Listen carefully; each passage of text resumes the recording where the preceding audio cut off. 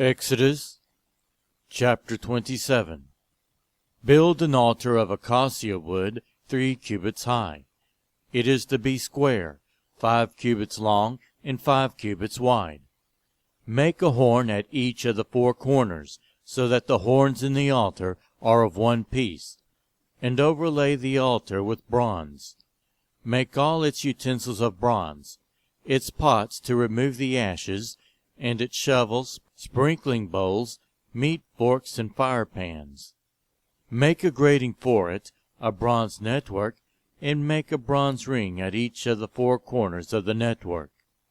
Put it under the ledge of the altar, so that it is halfway up the altar. Make poles of acacia wood for the altar, and overlay them with bronze. The poles are to be inserted into the rings, so that they will be on 2 sides of the altar when it is carried. Make the altar hollow, out of boards. It is to be made just as you were shown on the mountain. Make a courtyard for the tabernacle.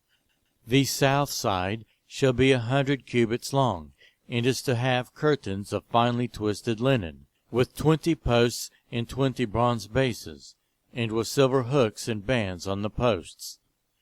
The north side shall also be 100 cubits long, and is to have curtains with 20 posts and 20 bronze bases, and with silver hooks and bands on the posts.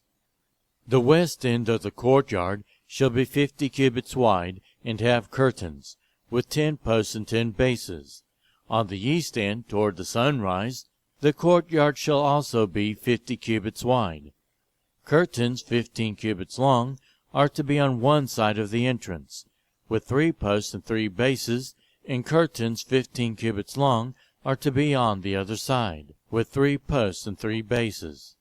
For the entrance to the courtyard, provide a curtain 20 cubits long, of blue, purple, and scarlet yarn and finely twisted linen, the work of an embroiderer, with 4 posts and 4 bases. All the posts around the courtyard are to have silver bands and hooks, and bronze bases. The courtyard shall be 100 cubits long and 50 cubits wide, with curtains of finely twisted linen 5 cubits high, and with bronze bases. All the other articles used in the service of the tabernacle, whatever their function, including all the tent pegs for it and those for the courtyard, are to be of bronze. Command the Israelites to bring you clear oil of pressed olives for the light, so that the lamps may be kept burning.